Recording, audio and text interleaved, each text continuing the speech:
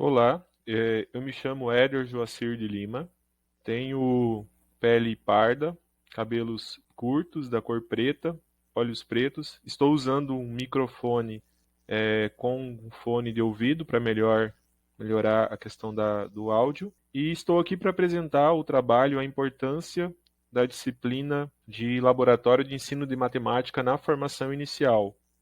Esse trabalho foi desenvolvido por mim e pelos meus colegas Denise Caldas Campos, Devacir Vaz de Moraes e Daniel Dank Sintra. Então, nós somos todos professores do Instituto Federal de Mato Grosso, somos doutorandos do programa de pós-graduação em ensino de matemática e ciências da rede REAMEC.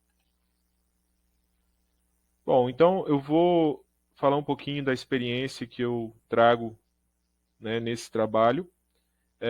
Primeiro eu vou falar um pouco então sobre o surgimento de laboratórios de matemática, segundo alguns autores que fundamentam esse trabalho. Desde o século XVII, diversos educadores eles reforçam a importância da utilização dos recursos didáticos, dos materiais concretos, por exemplo, como um facilitador da aprendizagem. Então, a justificativa para isso é que muitas pessoas elas precisam, né, da experiência visual e tátil para a construção do conhecimento. A Avarizo, 2011, que é uma das autoras que fundamenta esse trabalho, ela vai nos dizer que no final do século XIX, no início do século XX, com a intenção justamente de superar o ensino transmissivo, né, o ensino tradicional, se desenvolve então a concepção de uma nova escola, onde o ensino ele deve então circular do concreto para o abstrato. E a aprendizagem ela passa a ser, nesse novo modelo, o centro das atenções. Né? A aprendizagem ela passa a ser o centro das atenções dos educadores, que passam então a valorizar muito essa questão da experiência do aluno no ensino. Então, isso implica em modificações não apenas no papel do estudante dentro da sala de aula, né, mas principalmente na prática do professor.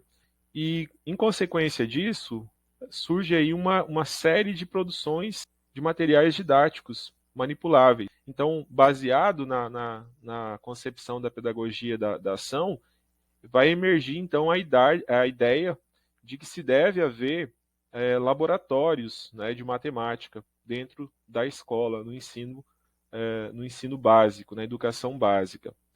De acordo com a Variz, né, essa ideia ela foi sugerida durante o quarto congresso de matemática realizado, internacional de matemática, né, realizado em Roma em 1908.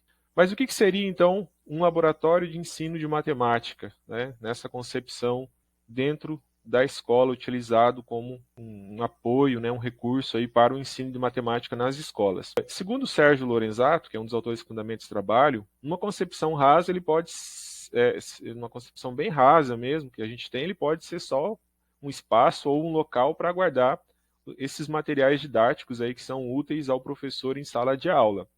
Ampliando essa concepção, a gente pode compreender então o laboratório de ensino de matemática não apenas como um depósito, mas como um local onde vão ocorrer aulas de matemática, um lugar onde se vai estruturar, organizar o ambiente, né? Um ambiente onde se vai estruturar, organizar, planejar e fazer acontecer então o pensar matemático.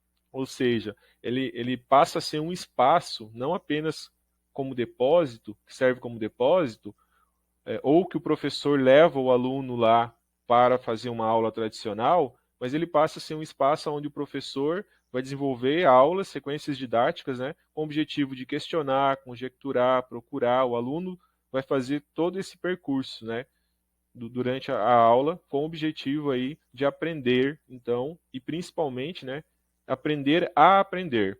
Então, na formação inicial de professores, essa é a concepção de laboratório que a gente defende nesse trabalho. Na formação inicial de professores, de acordo com o Avarizo, a partir da década de 80 que há uma criação em grande quantidade de laboratórios de ensino de matemática nos cursos de licenciatura, porque a gente sabe que nas escolas até hoje ainda nós não temos aí muitos laboratórios criados.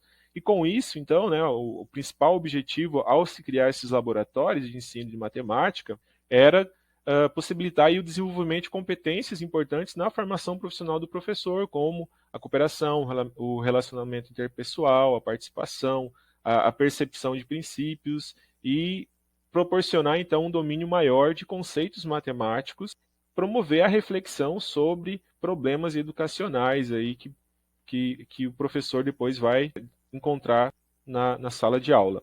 Então, assim, o ensino de matemática através do laboratório de ensino, o ensino de matemática por meio do LEM, né? LEM seria o Laboratório de Ensino de Matemática, ele vai favorecer uma série de coisas, né? Então, não só a motivação, mas essa busca, esse interesse pela busca, pela construção do conhecimento. Mas para isso é importante que o professor ele siga, né? Ele tenha um planejamento. Então é importante que as atividades a serem desenvolvidas no laboratório, utilizando os recursos do laboratório, elas tenham um objetivo. Elas têm que ter o objetivo de ensinar, né, do ensino e da aprendizagem de conceitos matemáticos. Então isso é muito importante, né, a gente estudar e ver isso na formação inicial. Então a experiência que eu relato aqui foi como docente de uma disciplina de laboratório de ensino da matemática 3, em um curso de formação inicial no Instituto Federal de Mato Grosso. Então nós fizemos, dentro dessa proposta, nós propomos aos alunos que desenvolvessem, como eles tinham que fazer uma carga horária mais prática do que teórica, que já era disciplina 3 e eles já tinham visto a parte da teoria na 1 e na 2, nós propomos para que eles desenvolvessem sequências didáticas utilizando aí para ensinar conteúdos do ensino fundamental e ensino médio, e aí a gente propôs alguns tópicos que eles precisavam desenvolver nessa sequência didática, né, para que fosse realmente atingido o objetivo principal. Então a sequência ela iniciava com o conteúdo que se queria iniciar, com a descrição do conteúdo que se queria ensinar. Depois, eles faziam uma breve descrição da atividade que seria desenvolvida, iriam descrever os objetivos específicos, quais os conteúdos, né, que se pretende ensinar, conteúdos matemáticos que se pretende ensinar através dessa sequência didática. Depois, quais os materiais e recursos que são necessários para a confecção ou para o desenvolvimento da sequência didática. E depois os procedimentos, então, que eles iriam fazer aí de confecção ou de desenvolvimento das atividades. E uma coisa muito importante eles deviam dizer que exercícios e que problemas eles iriam desenvolver, eles iriam fazer durante essa sequência didática, envolvendo o conceito matemático que se pretende ensinar e o contexto daquela atividade, né? Se é um jogo, então envolvendo o contexto do jogo. Se é um outro material didático, envolvendo o contexto daquele material didático. Além disso, também eles deviam colocar nessa sequência didática como eles fariam a avaliação dos alunos. Então, assim, nós consideramos que a atividade ela foi muito importante, essa experiência ela foi muito importante. Foram produzidas 81 sequências didáticas, algumas próximas, algumas poucas repetidas, e esse material, então, ele foi disponibilizado para os alunos da disciplina, para que quando eles estejam em sala de aula, eles possam ter a oportunidade de desenvolver essas sequências didáticas com seus alunos. Lembrando que, embora as escolas não tenham laboratórios, a maioria das escolas públicas não tem laboratório de matemática, eles podem criar, né, eles podem elaborar esses materiais didáticos e levar para a sala de aula para ensinar matemática. Então, por tudo isso, a gente defende, né, a utilização do laboratório de matemática e defende a importância, principalmente, de existirem disciplinas, né, na formação inicial do professor que abordem esse assunto e que preparem ele para utilizar esse importante recurso depois nas escolas. Então, esse era o nosso trabalho que tínhamos para apresentar. Esse é o relato de experiência.